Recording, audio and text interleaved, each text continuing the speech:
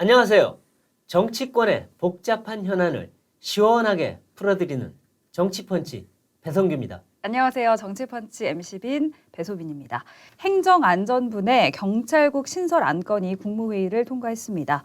경찰 내 총경 모임이 이뤄졌고 일부 경찰들은 삭발에 나서는 등 조직적 대응 움직임이 보이고 있습니다. 네, 이런 경찰의 움직임에 대해서 초창기부터 굉장히 강하게 질책하신 여당 의원이 계신데요. 바로 김기현 전 원내대표이십니다. 오늘 스튜디오에 직접 모시고 말씀 나눠보겠습니다. 안녕하십니까? 반갑습니다. 네, 아유 지금 뭐 국회 오랜만에 열려서 뭐 여러 가지 현안들, 뭐 논쟁들 벌어지고 있는데 이렇게 시간 내주셔서 감사합니다. 아이고 이게 조선일보 유튜브에 초청해 주셔서 감사합니다. 아이고 반갑군요. 야, 유명한 유튜브에 나온 거 보니 아이고 예. 이런 덕담이 오니까 분위기가 좋아지네요. 네, 그래서 지금 경찰국 설치 갖고 이 뭐 경찰이 지금 반발을 세게 하는데 네. 총경들이 모임을 갖는 이례적인 초유의 사태가 벌어지질 않나, 곳곳에 삭발을 하질 않나, 이 굉장히 심각한데요. 의원님은 이거 보고 기가 찰 노릇이다고 하셨는데 지금 어떻게 보고 계십니까? 이건 그야말로 이 조직 이기주의니까 아주 극치다 그런 생각이 듭니다. 이 생각을 해보시면 네. 경찰청이라는 게 뭐 자기들 지금 그 일부 주장을 보니까 경찰이 경찰권 독립시켜야 된다 그러는데 네. 저는 처음 들어봤습니다. 제가 법을 공부한 사람이면 네, 경찰권 독립시키는 나라 그런 나라는 전 세계 단 한 번도 본 나라가 경찰이 없습니다. 자기 혼자 알아서 아는 건가요? 아니 경찰권을 어떻게 독립을 시킵니까? 경찰은 네. 행정 권한의 한 일부죠. 네네. 대통령이 지시를 받고 대통령이 지휘를 받는 조직의 일부지. 네. 아니 그러면 입법부, 사법부, 행정부, 경찰부 따로 이래야 됩니까? 경찰부. 네. 나 이거 좀 살다 필리하게 다 들어봤습니다. 경찰권을 독립시켜달라. 이 독립이란 게 뭐냐면 인사권도 알아서 하겠다. 네. 경찰 내에서 자기들끼리 알아서 인사권 다 알아서 한다는 하고. 거기다가 또 예산권도 자기들 알아서 하겠다. 자기들이 다 알아서 하겠다는 거죠. 네. 그리고 감찰권 자기들이 다 알아서 하겠다. 네. 자기들 내부 감찰만 해서 손대지 말라 이런 얘기죠. 아. 세상에 이런 조직이 어디 있습니까? 그렇죠. 예산은 정부와 또 국회 통제를 받아야 되고 인사는 당시 정부 대통령이 통제를 받아야 되고 네. 감사는 감사원 받아야 되고 네. 안 그래요? 아니 지금 자기들이 말하는 검찰청이요. 검찰 독립돼 있지 않습니다. 그렇죠. 검찰의 수사권의 그 정치적 중립성을 인정하고 그렇죠, 있는 것이지. 그렇죠. 수사의 중립성이죠. 아니 검찰이 독립해가지고 그럼 검찰청장이 자기들 마음대로 누구 인사하고 다 한다고요? 그리고 아니죠. 예산도 검찰청에서 다 세운다고요? 아니죠. 법무부의 통제를 아니 받죠. 지금까지 문재인 대통령이 이전에도 계속해서 대통령이 다 임명했지 않습니까? 네. 그렇죠. 검찰총장, 검사장 뭐 다 네. 부장검사 다 실제 대통령 이름으로 발령을 냅니다. 네. 대통령이 검찰총장 징계까지 하는 초유의 사태가 그러니까요. 있었잖아요. 네, 네. 검찰청도 검찰국이 법무부 안에 검찰국이 따로 있습니다. 맞습니다. 인사예산도 네. 담당합니다. 아니 그런데 경찰은 행안부에 절대로 경찰국 만들면 안 되고 네. 경찰은 내 마음대로 인사하고 내 마음대로 예산하고 내 마음대로 알아서 할 테니까 네. 당신들은 관여하지 말라. 네. 아니 그런 조직이 세상에 있을 수가 있습니까? 그러니까 대통령보다 입법부보다 사법부다 더 위에 있나요? 그 아니 경찰이? 그렇죠. 아니 그럼 헌법을 고쳐야 됩니다. 그런데 이분들이 하는 주장의 여지는 뭐냐? 네. 행안부가 뭐 장악한다는데 아니 적어도 인사 예산 문제에 대해서는 그에 대한 책임을 져야 되는 거 아닙니까? 네, 경찰이. 네. 그리고 행안부가 장악을 해야죠. 네. 다만 수사권에 대해서 네. 이렇게 저렇게 간섭하면 안 되죠. 그거는 네, 현재도 네. 그렇게 못하게 돼 있고 네. 국가수사본부가 따로 설치되어 있습니다. 네, 네. 본부장이 독립해서 수사를 하도록 다 법도 그렇게 만들어져 네. 있고 또 그렇게 지켜나갈 겁니다. 수사권을 관여한다는 게 아니고요. 그렇죠. 지금 뭐 경찰이 하는 게 수사권 전체 따지면 수사하는 업무가 전체 뭐 20, 30% 될까요? 그렇죠. 나머지 치안 업무잖아요. 치안 업무입니다. 그러니까 뭐 생활 질서를 유지하기 뭐 그렇죠. 교통하는 거, 경비하는 거, 어떤 그렇죠, 뭐 소요가 생기면 거기 가가지고 질서 유지하는 그렇죠. 거, 맞아요. 또 그리고 보안 업무, 네. 그리고 대공 관련 업무, 대테러 업무 이런 거 하는 겁니다. 정보 업무 뭐 워낙 그럼 경찰청이 많아요. 다 하겠답니다. 대테러 업무도 경찰청에서 다 알아서 하고요. 네. 행안부도 대통령이 관여하지 말라. 이거 웃기잖아요. 그렇죠, 말이에요. 근데 전에는 청와대 민정수석실에서 밀실에서 했어요. 밀실에서. 암암리했죠. 근데 그 밀실에서 하는 거 다시 하라는 얘기인가요? 뭔가요? 그러니까 이런 거죠. 그리고 예전에 사실 어떤 문제가 있었냐면 이게 그 윤석열 정부가 출범하면서 이 민정수석실을 없애겠다고 했지 않습니까? 네. 민정수석이 뭘 했냐면 그 법무부하고 그리고 경찰 네. 관련된 인사를 장악하고 네. 그 내부에 돌아가는 거를 자기들이 사실은 컨트롤했던 겁니다. 네. 그러다 보니까 어떤 문제가 생겼느냐. 아주 대표적인 사례 울산 선거 공작 사건입니다. 그렇죠. 아니 정무수석실 그 당시에 민정수석실 네. 조국이 민정수석입니다. 네. 민정비서관 백원우 네. 민주당 국회의원 했던 사람이죠.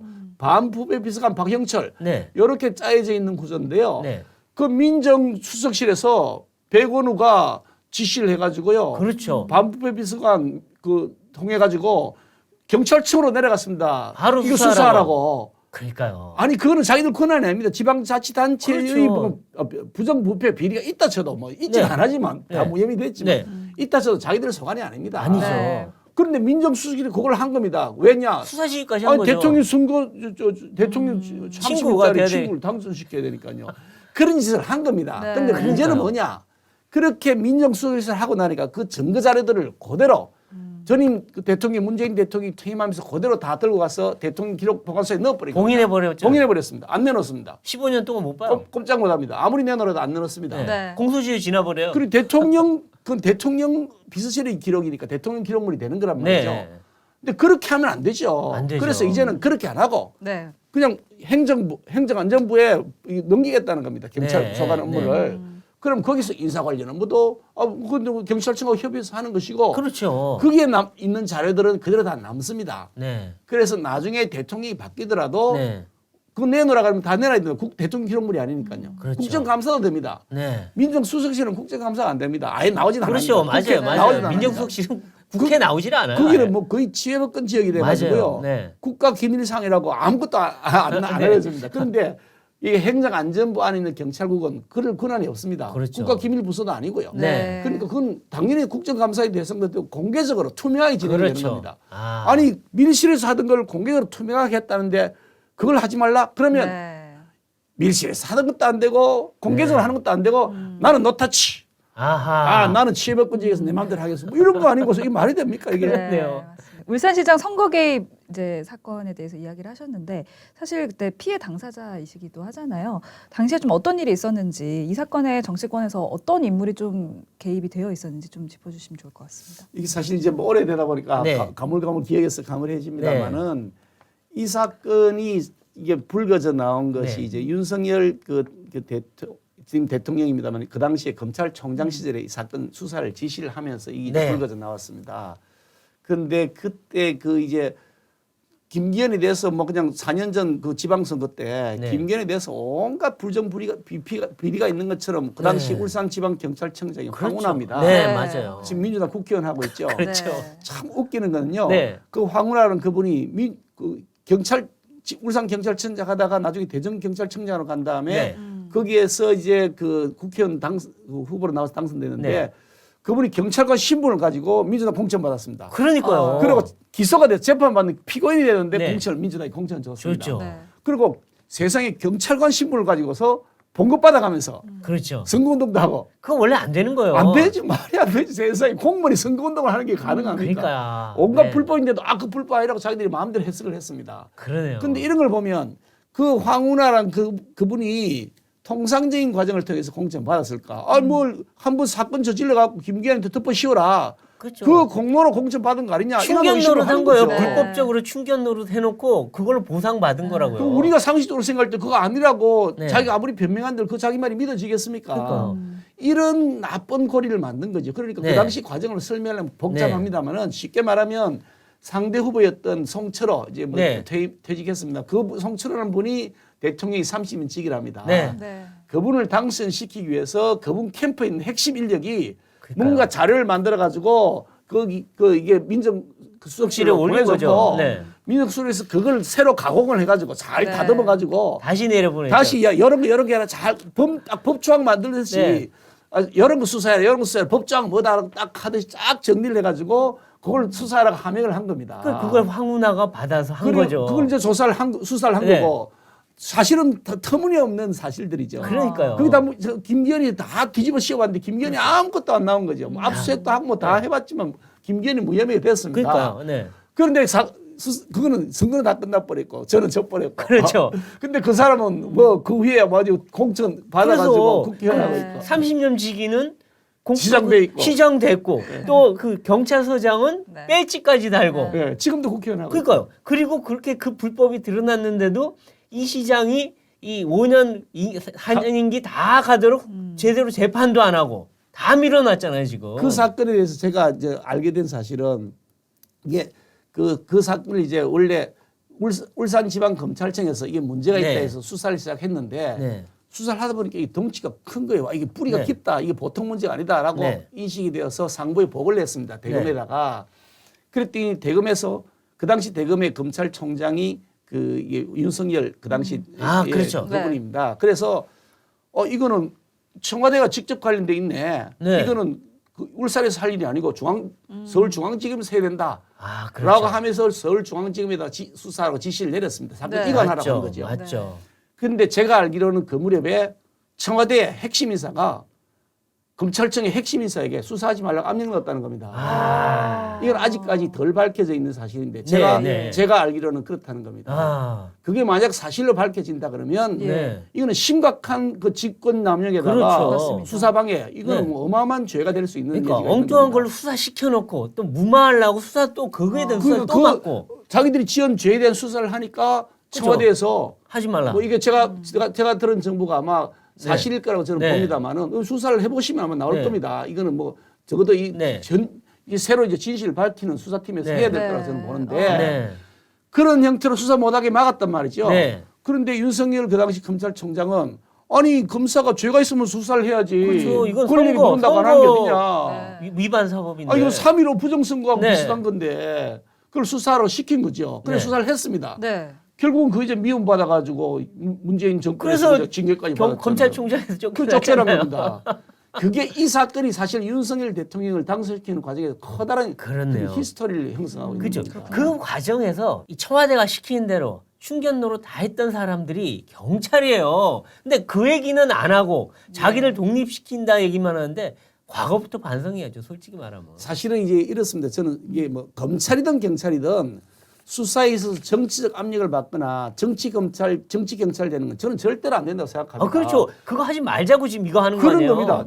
정치 검찰 안 되죠. 정치 검찰이 어떻게 됩니까? 안 되죠. 정치 경찰도 안 됩니다. 그러니까요. 안 되죠. 정치 경찰은 더 나쁘죠. 왜냐하면 권한을 훨씬 더 많이 가졌으니까. 네. 이제. 지금은 공룡인데요. 예, 완전히 금수한박에서 자기들 모든 권한을 다 쥐고 있는데. 근데 그거를 밀실에서 청와대가 다 조정하다 보니까 그런 울산 선거 운동 같은 그런 게 벌어졌는데 그거 안 하겠다고 공식적으로 공개적으로 예, 하겠다는 투명하게 건데 하겠다는데. 그걸 반대하는 게 이해가 안 가요. 그렇죠. 자기들이 범죄 그러니까 저질러놓고. 조직 이기주의라고 하는 것이고요. 아. 저는 적어도 자신들이 수사하는 데 있어서 뭐 개입하지 말라. 그거는 네. 뭐 저는 100% 공감하고 그래 해야 된다고 네. 보고. 네. 그런데 그 주장을 하기 이전에 먼저 네. 그런 주장도 경찰 그 관계자들이 하기 이전에 네. 일부 정치 경찰들 그 못된 놈들입니다. 네.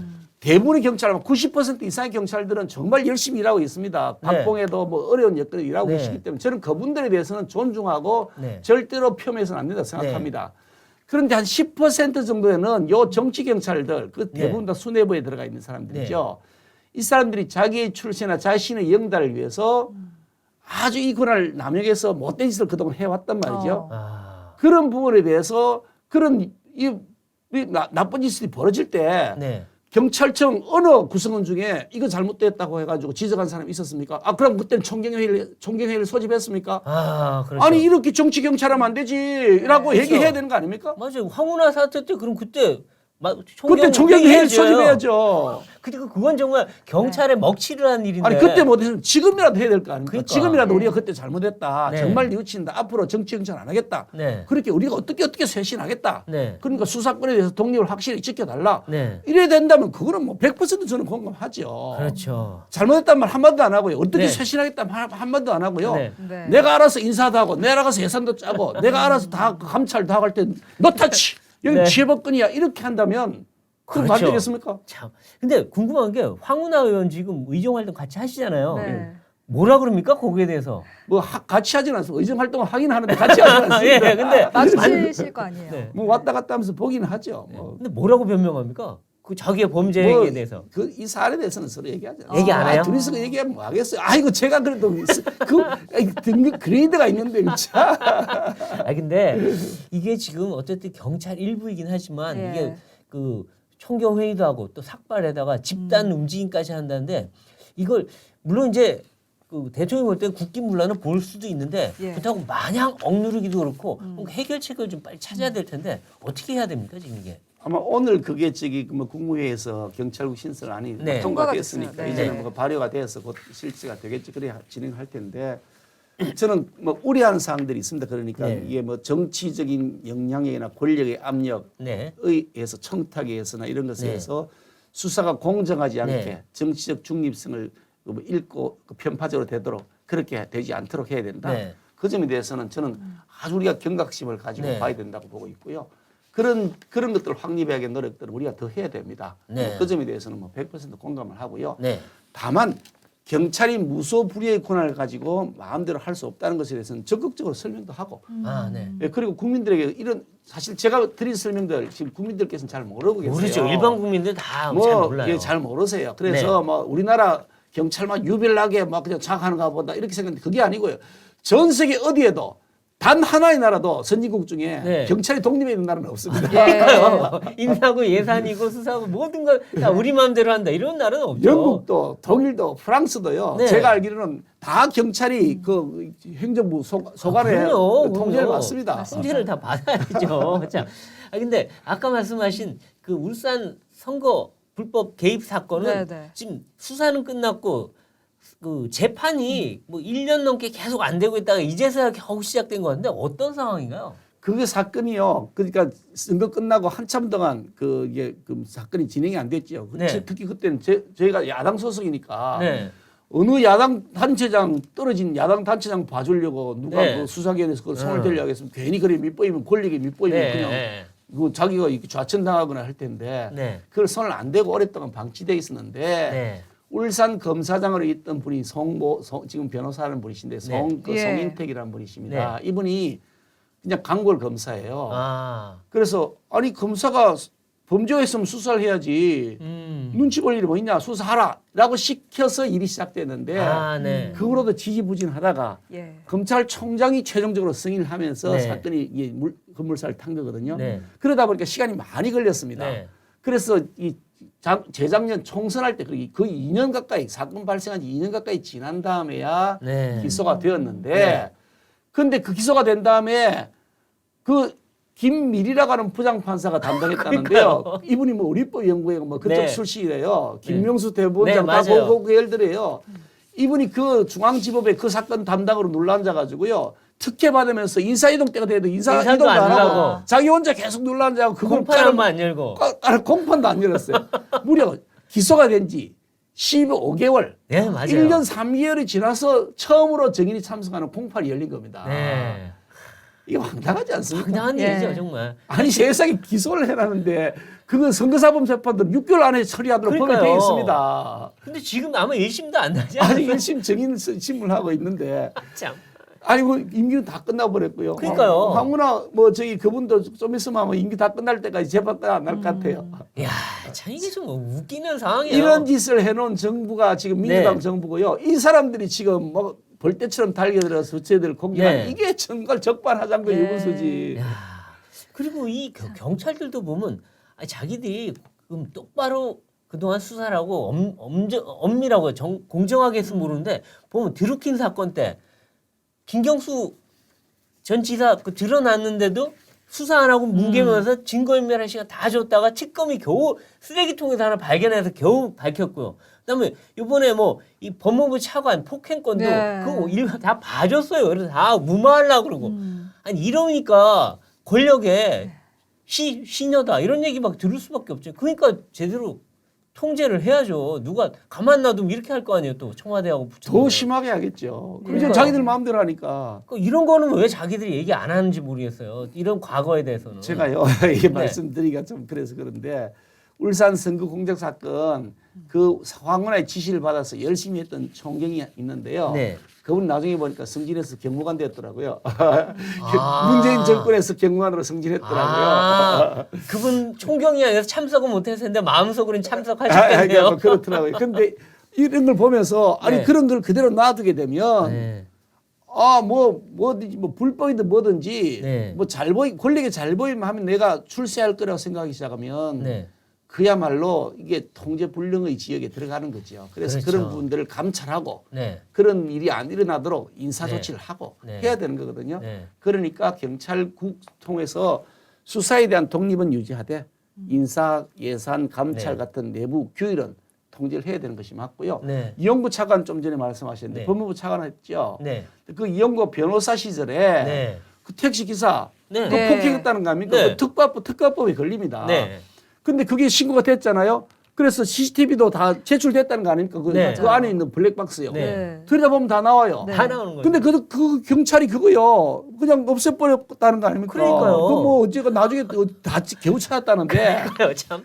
그게 왜 그랬냐? 그 당시 그 사람이 공수처장 후보로 거론된다는 기사가 네. 나왔다는 거요. 그러니까 경찰이 알아서 뭉개준 거죠. 뭉개준 거죠. 그거 힘센 분이니까. 그러나 이번에 들켜가지고 이제 결국은 들켰죠. 법무차관 그렇죠. 되고 들켰습니다.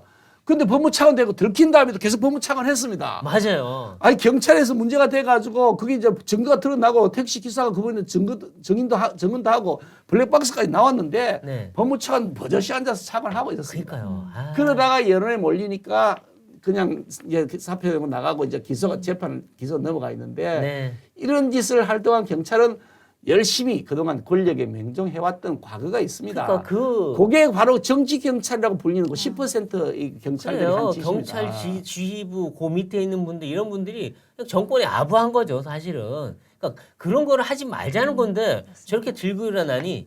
근데 뭐 일선 경찰들의 또 상실감은 또 있긴 있어요. 우리가 뭐 그렇게 뭐 위에서 이 행정안전부의 지휘까지 받아야 되냐 이런 아마 그런 게 있긴 할 텐데 그래도 제도를 좋게 고치자는 거니까 네. 좀 이해를 하고 좀 협조를 해야 되지 하지 않을까 하는 생각이 저는 들어요. 사실 이제 뭐 좀 전에 그 우리 드루킹 사건 말씀 주셨는데요. 네. 드루킹 사건 때 서울 경찰청에서 처음 수사를 했습니다. 네. 그게 이제 논란이 돼서 수사를 했는데 그 당시에 서울 경찰청장이 이주민이라고 하는 사람입니다. 네. 이 사람이 수사를 하는 건지 말았는지 제 기억으로 아직도 생생하게 나는 게 그 페트롤카 순찰차가 네. 그 압수수색 대상인 그 출판단지 앞에 네. 순찰차가 세워진 사진을 제가 아직도 네, 기억합니다. 네 있었어요. 근데 순찰차가 왜 세워졌는지 모르겠어요. 민간인 출입을 못하게 막아놓고 네. 그렇다 압수수색 그 당시 한 것도 안 해요. 아, 맞아요. 그 안에 그 빨리 증거 없애라고 시간 벌어줬고요. 기자들 취재 못하게 한 거예요. 그런 다음에 나중에 경찰이 가서 압수수색한다고 했단 말이죠. 네. 그런데 나온 증거가 없어서 유야무했잖아요. 그래서 특검하자고 해서 허위범 특검이 임명돼서 수사를 다시 그 자리에 다 압수수색을 또 갔어요. 그래요. 근데 쓰레기통에서 그래요. USB 메모리가 나왔다. 그거 하나 나와서 그걸로 시작. 그걸 보니까 그 안에 증거가 다 나왔다는 거 그러니까요. 아니에요. 이게 아니 압수수색을 한 겁니까? 안한 거죠. 그냥 갖다 버린 거죠. 그렇게 쇼한 거죠. 네. 이런 짓을 아주 못된 출세지향주의 정치 경찰 한 10% 되는 사람들이 네. 한 짓입니다. 그러면 적어도 90% 경찰들은 이런 짓은 하면 안 된다고 지금이라도 양심 고백을 해주셔야 된다는 네. 생각을 하고요. 어떻든 아까도 말씀드렸지만 실제로 90% 정도의 경찰관들은 정말 묵묵하게 일하고 계십니다. 네. 뭐 그렇다고 그분들이 제대로 된 뭐 이렇게 처우가 되는 것도 아니고 그리고 사회적 여건이 좋지도 않고 한데도 불구하고 열심히 하시는데 네. 그분들에게는 사기를 북돋아 드려야 되고 그분들이 일하는 데서는 저희들은 당연히 존중해 드려야 되고 그분에 대해서 뭐 저희들은 전혀 폄훼할 생각이 없습니다. 네. 다만 그 10%는 그 못된 짓 했던 경찰관들 네. 다시는 바로하지 못하도록 해야 된다. 네. 네. 그래서 그 부분에 대해서는 확실한 감시 처리가 필요하다고 보는 거죠. 네, 맞습니다. 그렇군요. 네. 이런 상황과 이제 떼어놓을 수 없는 게 검수완박 법안입니다. 이 법안이 통과되면서 경찰이 무소불위의 권력을 갖게 됐고 또 한편으로는 너무 이제 막중한 그 업무에 또 시달리게 됐어요. 그래서 이걸 좀 바로잡아야 할 텐데 지금 뭐 행정소송을 내긴 했지만 좀 과정이 쉽지 않아 보이거든요. 잘 검수완박법 그거는 제가 뭐 법률가의 시각 이전에 상식적인 시각에서 보더라도 네. 그거는 뭐 터무니없는 네, 위헌이고요. 맞아요. 헌법재판소가 만약 이걸 위헌 판결 안 한다 그러면 네. 네. 헌법재판소를 해체해야 된다고 생각합니다. 그런데 헌법재판소는 필요 없다고 생각합니다. 네. 그런데 네. 뭐 워낙 기울어진 운동장이잖아요. 네, 뭐 네. 헌법재판소가 뭐 한쪽 편향 인사로 다 채워져 있으니까 그런데 뭐 그걸 여러 가지 걱정은 합니다만은 최소한의 법률적 양심이 있다 그러면 저는 위헌 판결을 할 것이라고 보고 있고요. 네. 그런데 사실 이게 전 세계에 유례가 없는 법입니다. 이게 이 검수완박에 대해서 가령 검찰의 수사권을 전부 박탈해서 경찰을 넘기겠다 한다면 네. 그럼 권한이 커지잖아요. 네. 그러면 그와 동시에 경찰의 각종 권한 남용을 통제할 제도를 같이 넣어야 되는 겁니다. 그렇죠. 그러면 정말로 그 부분에 대해서 의지가 있다 그러면 그 검찰이 수사권이 뭐 팽창하고 이 과도하게 행사되는 부분들이 실제로 있었습니다. 네. 저는 그거 아니라고 생각하지 않습니다. 네. 그래서 과도하게 검찰 수사권이 남용되는 것 때문에 폐해를 노정했던 것이 많이 있습니다. 네, 그렇죠. 그런 분들 고쳐야 됩니다. 뭐 심야 철야 수사해가지고 사람 엇박 지르고 그렇죠. 별건 별건 수사하고 뭐. 그 포털 앞에서 뭐 망신 주고 뭐 슬슬 정보 흘려가지고 네. 여론 재판해 버리고 뭐 경찰도 검찰도 똑같습니다. 네, 검찰만이 아닙니다만은 네. 검찰도 예전에 그런 폐단이 있었습니다. 그래서 그런 부분들에 대한 시정을 해야 된다고 생각하는데 그런 부분들에 대한 시정을 하겠다 한다면 그리고 경찰의 권한을 좀 더 검찰에서 넘기겠다. 만약 이렇게 그 방향을 정한다면 동시에 경찰의 권한을 어떻게 통제할지 같이 들어가야 되는 겁니다. 권한만 주고 책임을 안 지우는 예. 제도가 어디 있습니까? 그렇죠. 맞습니다. 그 자기들끼리 권한 주는 제도를 만들었다. 그래서 네. 우리가 의심하는 것은 뭐냐. 이 정권이 바뀐 다음에 얘기를 했거든요. 네. 그러니까 우리가 대통령 당선되고 나서 네. 그 잔여 한 몇 달, 두어 달 되는 기간 네. 그 문재인 대통령 임기가 남아있다. 그 사이에 이걸 처리를 했거죠. 맞아요. 참나 웃기는 겁니다. 이 세상에 그게 그러니까요. 말이 되겠습니까? 네. 내 권한이라 그러면서 대통령 퇴임하기 뭐 하루 전인가 이틀 전날 그 방망이 떠들었습니다. 맞아요. 세상에 이런 게 어디 있습니까? 국가의 그러니까요. 제도 근본을 바꾸는데 네. 퇴임하는 대통령이 퇴임 하루 이틀 전에 떠들어요 방망이를요. 예. 근데 그 목적이 뭐냐? 결국은 검찰 수사권이 뭐 자기들에게 다가온다 이거죠. 검찰이 워낙 세게 수사를 할 검찰 것 수사 같으니까. 피하려고 한 거예요. 그 그냥. 자기들 네. 입장에서는 뭐 지원 죄가 워낙 많으니까 그러니까요. 두렵죠. 네. 안 두렵겠습니까? 네. 뭐 버닝썬 사건도 네. 그렇고요. 뭐 울산 선거국장까지 수사가 더 남아 있거든요. 네. 뭐 그것뿐이겠습니까? 온갖 뭐 자기들 직권 남용한 것들이 네. 막 드러나지 않습니까? 뭐 월성 원전도 그렇고요. 네. 또 저기 뭐 블랙리스트인가요? 그런 것도 그렇고요. 한두 가지가 아니에요. 계속 나올 겁니다. 네. 자 그러면 검찰 수사권을 빼앗아놔야 네. 자기들이 안전하지 뭐 네. 이런 생각을 한 거고요. 네. 그게 아주 정확하게 드러난 것이 그 민주당 의원과 민주당 의원에게 들었다는 뭐 국회의원에게서 입이 나왔죠. 네. 이거 통과 안 시키면 청와대 한 20명은 감옥 간다고. 네, 감옥 간다고. 자기들 내부에서 그랬다는 거 아닙니까? 그러니까요. 검수완박의 목적은 예. 수사권의 독립이나 공정한 수사가 아니고 자신들이 비리를 은폐하도록 검찰의 예. 수사권을 빼앗아버리자. 네. 그러면 왜 경찰로 갔냐? 경찰로 가놓고 문기적 하다가 뭐 경찰 각종 위원회나 이런 것들 자기들이 다 장하고 있으니까 네. 딱 버티고 앉아 있으면서 네. 그러다가 시간이 좀 가면 잊혀지겠지라고 아. 생각했을 것이다. 그러니까 지금 민주당이 이 그 경찰 독립권 보장하라 이게 시위에 나서고 있어요. 그러니까 경찰 그 지금 뭐죠? 그 모임한 그 경찰들 편을 들고 있는데 이 사람들이 자기들이 경찰들 충견으로 이용해 먹고 나서 지금 거꾸로 그 경찰들을 옹호하고 있는 거예요. 민주당이 참 웃긴 사람들이에요. 그건 가관이죠. 네, 그래서 그러니까요. 제가 하도 기가 차서 어이가 없다고 그랬습니다. 네, 참 그렇군요. 사실 근데 국민들이 참 답답할 것 같아요. 말씀하신 대로 뭐 정치 검찰, 정치 경찰 뭐 다 견제해야 되는 부분이긴 한데 이게 참 검찰과 경찰이 국민이 아닌 좀 정권 쪽에만 서 있는 집단이 아닌가 이런 답답함을 좀 호소하시는 분들도 계시거든요.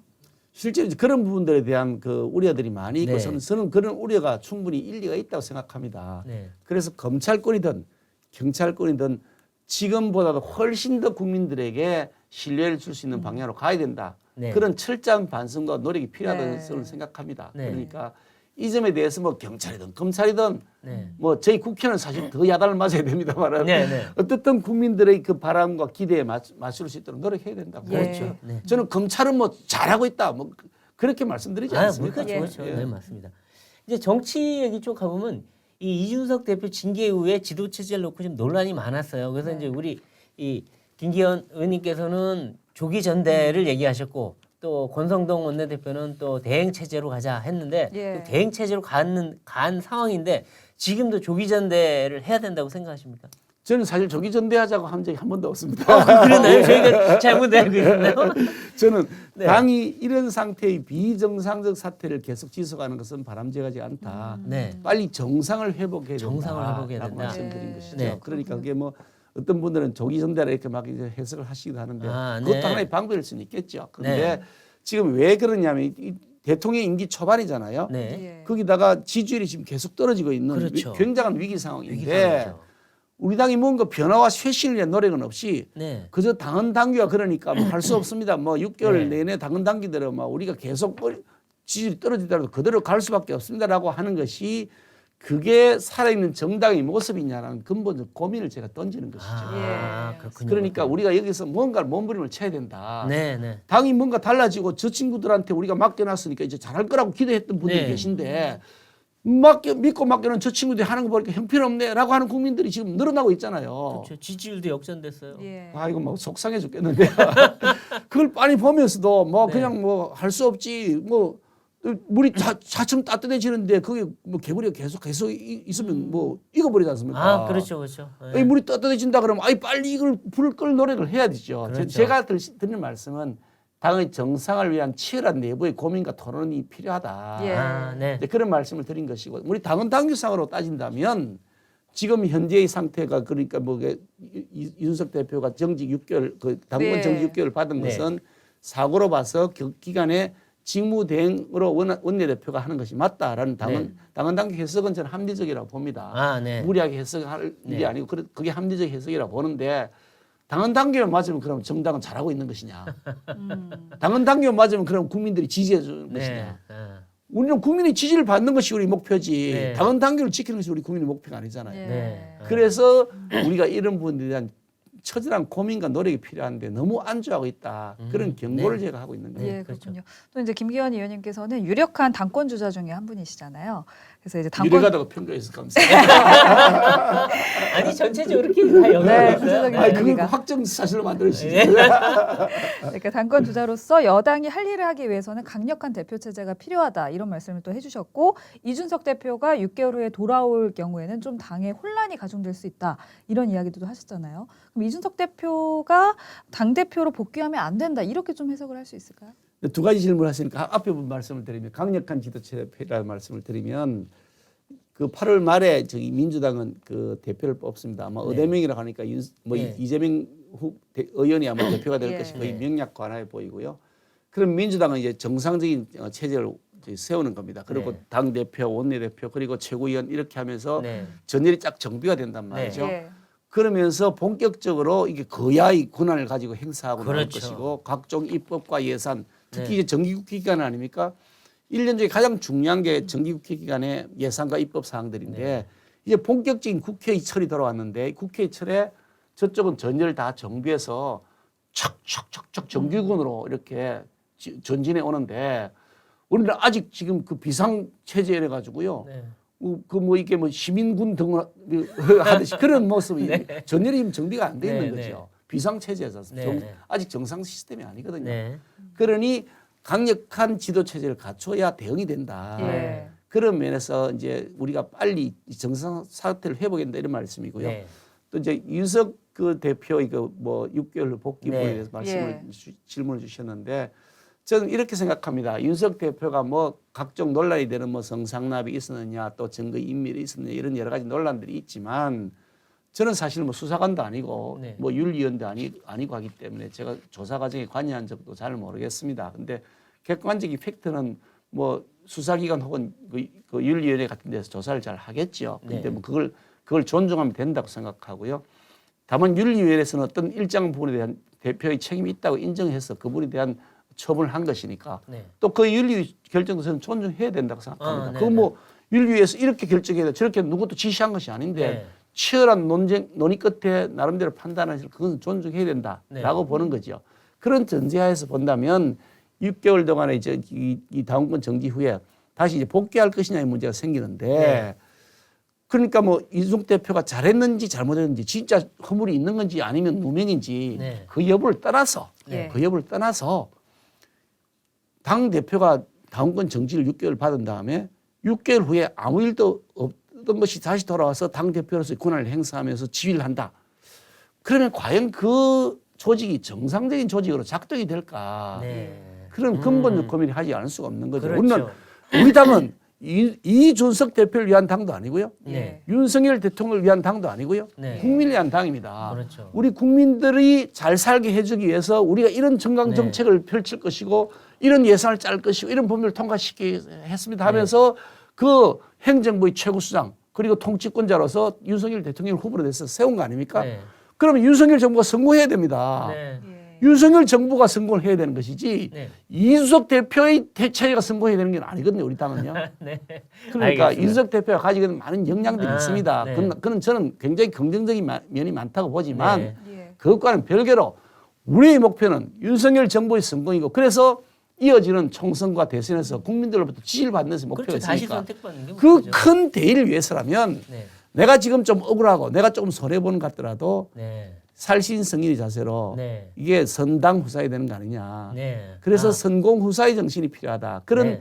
그런 면에서 통 큰 결정을 해야 된다. 아, 예. 네. 그런 말씀을 제가 드리는 겁니다. 그런데 이준석 대표는 지금 전국을 돌아다니면서 당원을 만나고 예. 친윤 의원들의 지역구를 돌아다니며 도장 깨기 하듯이 하고 이게 대승적인 모습 같지는 않아요. 근데 그러니까 수사 결과에 따라서 돌아오면 다시 당권을 쥐고 가겠다는 뜻 같기도 하고 그래서 이게 그 의원님이 말씀하신 그 발행과는 조금 다른 행태를 보이는 것 같긴 한데 이준석 대표의 현재 행태를 어떻게 보시는지 그리고 이준석 대표는 지금 국힘의 힘입니까? 짐입니까? 윤석 대표가 네. 뭐 이런저런 장단점이 있는 분입니다. 네. 저는 이게 그분을 뭐 당대표 작년 6월 달에 당대표로 뽑히기 전에는 네. 개인적으로 전혀 만나서 대화를 나눠본 적이 없고 아, 네. 전화를 서로 통화해 본 적도 없는 네. 사이여서 그분이 어떻게 살아왔고 어떤 성향이 잘 모르고 그냥 국회에서 제가 원내대표 할 때 그분을 당대표로 해서 만난 네. 사이여서 예. 자세하게 다 알지는 못합니다만은 네. 같이 겪으면서 제가 느꼈던 것은 많은 장점을 가지고 있습니다. 네. 그리고 그 자산이 우리 당의 예전에 그 뭐 역사에 비춰본 인물들이 가져왔던 그거와는 색다른 자산이 있습니다. 네, 네. 그 자산을 잘만 활용하면 굉장히 긍정적인 효과를 얻을 수 있다. 저는 그렇게 그렇죠. 생각을 했고 네. 지금도 그렇게 생각하고 있습니다. 그래서 대선 과정에서도 우리 내부에 논란이 많았지 않습니까? 네. 뭐 가출했다. 같이 한분 데리고 오셨었죠. 또 데려오고 가셔서. 또 한 번 두 번 했습니다. 또 한 번은 더 네. 금년 1월 6일 날 그러죠. 마라톤 의청하면서 마지막 네, 다시 네. 파업을 만들었는데 네. 저희 생각은 그랬기 때문에 그 자산을 잘 활용하겠다는 생각으로 네. 같이 그렇게 우리가 동반자로 왔던 것이고요. 예. 지금도 여러 가지 뭐 본인 입장에서 뭐 억울한 점이 없지 않겠죠. 저는 뭐 네. 본인 입장에서 다 네. 억울하지 않다고 생각하지 않을 네. 거라고 저는 봅니다. 네. 나름대로 억울한 점이 있긴 하겠지만 좀 더 큰 틀에서 대의를 위한 명분을 한번 세워보시면 어떨까 네. 네. 그런 생각을 하고요. 뭐 이준석 대표에서 공개하시는 분들이 말씀하시는 거 상당 부분 일리가 있습니다. 네. 당 대표가 됐으면 좀 의젓하고 그러니까. 그럼 리더십을 좀 이렇게 품어줘야 되는데 그러니까요. 싸우려고 그러니까 자꾸. 예, 지도자라는 거는 품어주는 겁니다. 네, 맞아요. 그렇죠. 뭐 그게 뭐 일본 역사를 얘기하면 자주 말하지 않습니까? 네. 그게 독구가 이에스. 이에스가, 그럼 예. 우리가 그 사람이 천하 통일하고서 계속해서 장기 집권한 이유는 뭐냐? 다 품었다는 거 아닙니까? 네, 그렇죠. 다 적도 품어주고 다 했다는 네. 거 아닙니까? 근데 뭐 일본 역사를 돌아보지 않더라도 뭐 전 세계 역사에서 다 그렇죠. 똑같습니다. 맞아요. 맞아요. 통합의 정치라는 우리나라 사람이 결국 우리나라도 보면 성공이에요. 세종 같은 분들은 다 이거 비판하는 사람들 다 안고 가서 네. 아주 이 성왕이 되시지 않습니까? 그런 형태로 지도자는 사실 품어줘야 되는 측면들이 있는데 그런 점은 네. 조금 많이 아쉽죠. 네, 그뿐만 아니라 공개하시는 분들 얘기 들으면 상당히 일리가 있습니다. 예. 네. 근데 모든 사람이 다 완벽할 수는 없지 않습니까? 네. 그런 면에서 우리는 부정적인 측면보다도 긍정적인 측면을 좀 더 어떻게 살려보자. 네. 그게 우리 모두에게는 대차대조표상 유리하다. 네. 이런 생각을 가지고 네. 지금도 우리 윤석 대표에게 제가 호소를 하는 겁니다. 네. 사실 근데 이준석 대표가 그런 자질 논란, 뭔가 태도 논란이 계속 있긴 했지만 6개월의 징계가 좀 가혹하다 이런 주장도 있습니다. 사실 그 부정청탁 그 의혹으로 수사를 받은 김성태 전 의원은 당원권 정지 3개월에 그쳤거든요. 근데 이 대표는 수사가 끝나지도 않았는데 6개월의 중징계를 받았어요. 그래서 좀 형평성에 맞지 않다 이런 이야기들도 있거든요. 형평성에 대해서는 어떻게 보십니까? 사실 그 재판을 마치고 나면 재판 결과를 존중하는 것이지 재판에 대해서 내용도 모르는 그 제3자가 뭐 이렇다 저렇다 얘기를 잘 안 합니다. 그거는 기본적으로 우리가 해야 될 도리인데 윤리위원회에서 결정한 것을 제가 윤리위원회 들어가서 내용을 들여다본 것도 아니고 어떤 사안인지 그냥 언론에 보도된 거 외에는 알지 못하는 시점에 예. 그렇다고 조사할 수도 없습니다. 왜냐하면 그건 개인의 비밀에 관한 사항들이기 네. 때문에 바깥으로 발설하면 다 처벌받거든요. 그러니까 뭐 내용을 잘 알지는 못한 상황이어서 가타부타 말씀드리기는 아닙니다만 김성태 의원 같은 경우는 조금 사실 다른 비하인드 스토리들이 있습니다. 아까 좀 전에 드루킹 말씀을 드렸는데 김성태 당시 의원이 원내대표를 할 때인데요. 네.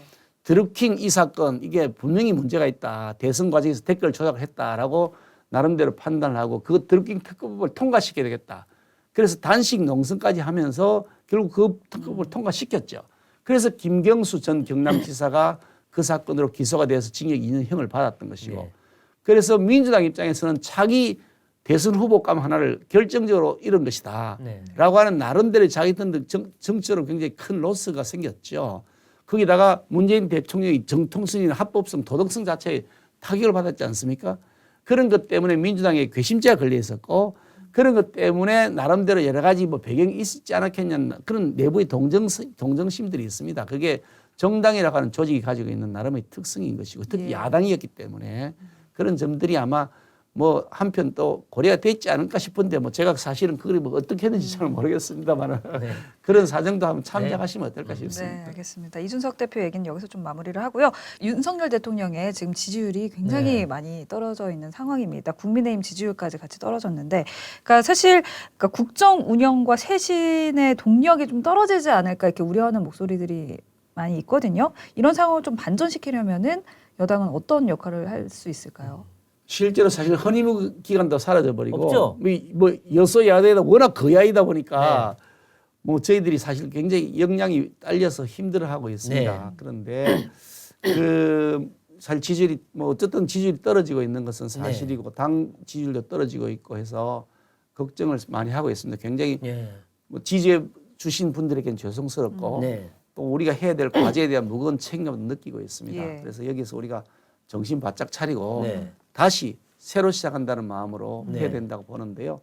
우선 이제 당으로 본다 그러면 네. 당이 빨리 정상 시스템을 회복해서 네. 돌아갔으면 좋겠다. 지금은 네.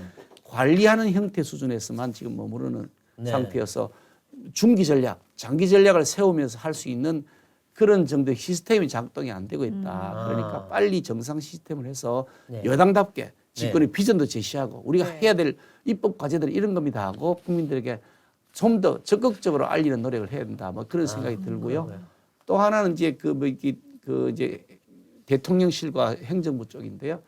그쪽도 이제 사실 가야 되는 방향은 저는 당연히 옳은 방향으로 네. 가고 있습니다. 예. 뭐 시장 경제를 살리고 주택도 사실 값이 좀 떨어지고 있지 않습니까? 나름대로 굉장히 좋은 시그널을 시장에 주고 있는 거죠. 그리고 민간 투자도 활성화되고요. 네. 그런데 이제 그 일을 추진하는 과정에서 조금은 더 정교했으면 좋겠다. 아, 그렇죠. 네. 그리고 이게 선택과 집중이 필요하다는 생각을 합니다. 네. 너무 광범위하게 여기저기서 막 벌어지면 어차피 새로운 개혁은 저항이 따르게 마련입니다. 네. 가령 지금 뭐 우리가 민노총에 대해서는 개혁이 필요하다 이렇게 생각하고 있거든요. 네. 너무 거대한 강성 규정도가 되어 있다라는 네. 인식이 저희들 내부에 아주 보편적으로 깔려 있는 것이고요. 네. 그것이 국민적으로 엄청난 국민 경제 피해를 준다고 저희들은 보고 있기 때문에 네. 이 부분에 대한 개혁이 필요하다고 봅니다. 네. 근데 그걸 이런 노동시장의 그 구조들을 좀 더 선진적으로 개혁하자 그러면 많은 반발들이 따르잖아요. 네. 근데 어차피 개혁은 반발이 따르는데 경찰도 지금 사실은 비슷한 거죠. 네. 그런데 그런 반발들 동시다발적으로 한꺼번에 다 막기가 어려우니 네. 중요한 우선 과제들을 그렇죠. 선택하고 거기다 네. 집중하고 네. 하나씩 스텝 바이 스텝으로 해결 나가도록 하는 그런 네. 로드맵도 좀 필요한 것이 아닌가 하는 생각을 네. 합니다. 근데 이제 윤 대통령이 당초에는 야당과 협치이기도 하셨고 또 워낙 이 사람을 잘 대하는 그러니까 사람 만나는 거 좋아하는 분이라 야당 금방 만날 줄 알았어요 정말. 근데 처음에 야당이 한번 걷어찼죠. 근데 그 이후에 야당하고 만나는 모습을 볼 수가 없는데 이 좀 한번 주선해 보시는 게 어떨까요? 그 사실 그때 소주를 한잔 하면서 회동하자 그랬죠. 예. 근데 야당이 한번 보통 걷어찼어요. 회동한다 그러면 뭐 거룩한 곳에 앉아가지고요 카메라 다 갖다 놓고요 거룩한 네. 말씀들 좀 하시고 네. 그렇게 하는데 그런 방식은 너무 부자연스럽기도 하고 네. 또 그것이 이게 좀 격이 없는 대화가 안 되지 않느냐 그렇죠. 예. 네. 그런 차원에서 좀 더 격이 없는 대화를 하자는 것인데 굉장히 저는 굉장히 파격적이라고 보고 얼마 네. 전에 시도지사 회의가 있었습니다. 아 거기 좋았잖아요. 제가 시도지사 회의에 문재인 대통령 시절에도 갔고 박근혜 대통령 시절에도 네. 갔습니다마는 가서 지금까지 저는 한 번도 경험해 보지 못했던 정말 한 번도 경험해 보지 못했던 대통령실의 문화를 제가 봤습니다. 그렇죠. 아니 거기서 격이 없이 얘기하고요. 야당 저기 뭐 지도이사들도 하고 싶은 말 다 하고요. 네. 예전에는 가니까 발언 시간 5분 이라면서 5분 끝나면 마이크 뺏어가 버리려고요. 그래서 막 그거가 신강일 벌이거든요. 네. 아니 5분 만에 어떻게 지역 현안을 다 얘기를 합니까? 그렇죠. 그리고 말만 하면 됩니까? 답변 들은 다음에 또 다시 재질문도 해야죠. 그렇죠. 그 시간을 안 주는 겁니다. 그렇죠. 사진 찍기 위해서 행사를 위한 거죠. 네. 그런데 이번에 한번 보십시오. 하고 싶은 말 하고 답변하고 또 하고 네, 그렇죠. 그런 다음에 또 그래 뭐 막걸리 한잔 하시죠. 그렇죠. 또 하고 되게 그러니까 좋았어요, 다들 이거 뭐 분위기가. 광주시장님 보니까 뭐 민주당 소속이신데 뭐야 세게 요구했더만요 보니까 네, 대통령한테. 네, 아 네. 그럼 내가 적극적으로 뭐 다 챙겨볼게 뭐 챙겨보겠다. 이렇게 하는 거 아닙니까? 아, 그런 모습의 소통하는 아주 소탈한 대통령입니다. 제가 겪어본 네. 이 윤석열 대통령은요 네. 대화하기 좋아하고요. 맞아요. 아니 그냥 뭐 이게 뒤에 뭐 이게 복잡하게 생각이 아니 있는 거를 네. 말씀하십니다. 정말 그러니까 중소기업 모임 가서도 테이블 다 일일이 돌면서 건배하고 얘기 듣고 이렇게 했어요. 그걸 일부러 누가 꾸며서 하는 것이 아니고요. 네. 그게 아주 체질화되어 있는 분이에요. 그러니까 네. 그 도스태핑인가 그것도 네. 그냥 뭐 스스로 없이 하시잖아요. 근데 그런 부분들에 대해서 굉장히 많은 장점을 갖고 계신 분인데 네. 민주당이 그때 그거 차버리면서 좀 이상하게 됐는데 그러고 네. 나서 민주당이 사실 비상체제로 들어가 버렸습니다. 네, 네. 그러니까 비대위원장 만나고 이건 조금 어색하긴 어색하죠. 네. 그러니까 저기 당 대표가 뽑히고 나면 아, 당대표 정식으로 뽑히고 만나서 얘기를 해야 되겠죠. 예. 근데 당대표 뽑히면 이재명 의원인데 대선 때 그렇게 치고받았는데 소주 한 잔 잘 할 수 있을까 아니 모르겠네요. 선거는 선거고 선거에서 끝났어. 국민의 네. 선택을 받았으면 네. 그건 승부 이긴 쪽도 진 쪽이 다 승복하는 거잖아요. 예. 아. 그랬다. 그리고 아니 그리고 선거 이겼든 졌든 어쨌든 그 다음에 각 자기를 지지하는 그 국민들 대변하는 지도자인데 네. 그에 걸맞는 예우를 하고 존중해야죠. 아, 대장동하고 백현동하고 성남 FC는 어떻게 되나요? 그거는 그럼? 대통령이 소관하는 일이 아니잖아요. 예. 그거는 팩트에 따라서 아, 그게 그건 죄가 되는 게 그건 있으면 그건 그대로 죄가 제껴놓고. 있으면 처벌이 되는 것이고 네, 죄가 네. 없으면 처벌이 안 되는 것이지. 네, 네. 그걸 뭐 대통령이 만나가지고 그 죄를 없애시오.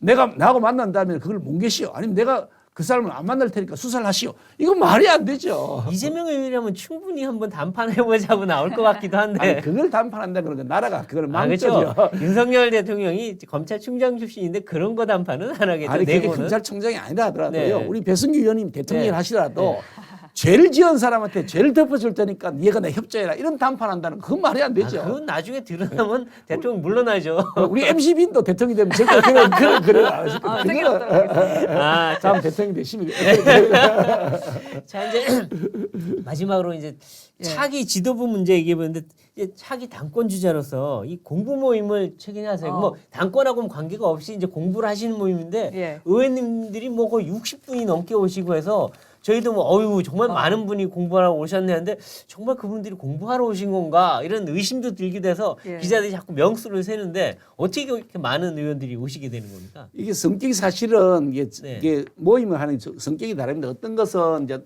그 정책을 주제를 발제하시는 분이 네. 일방적으로 발표하고 이제 지정 토론자리 패널들이 그 토론을 하고요. 방청석에서 듣고 있는 거죠. 네네. 그런 다음에 이제 그러고 이제 마무리하고 앞에 이제 시작하기 전에 거룩한 말씀들 있죠. 축사도 하고 네, 개회소도 네, 하고 네. 뭐 경조소도 하고 이렇게 어느 의원님 오십니다. 속에 박수 치고 네. 이렇게 하는 모습 그게 이제 일반적으로 하는 토론회나 네. 형태입니다. 그렇죠.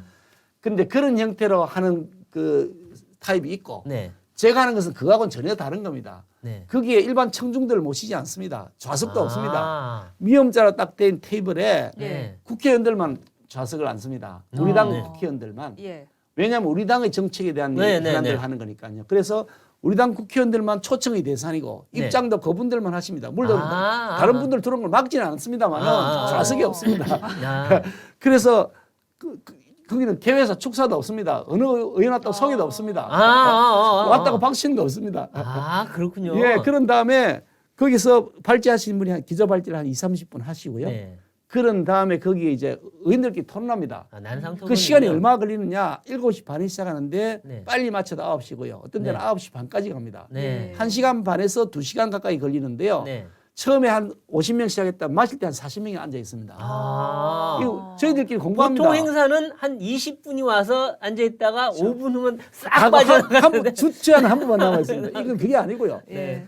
50명은 한 40명 남아 있습니다. 왜냐하면 네. 그걸 공개하니까 언론인들이 카메라 다 보시면 돼요. 카메라 마칠 때 숫자 한번 세보세요. 아. 그야말로 스타디 그룹입니다. 아. 우리끼리 토론하고요. 그리고 다른 얘기를 있으면 그건 나는 생각이 다르다고 또 하고요. 아, 네. 그러다가 시간이 모자라잖아요. 네. 시간이 그럼 다음 이제 회의들 가야 되니까 그렇죠.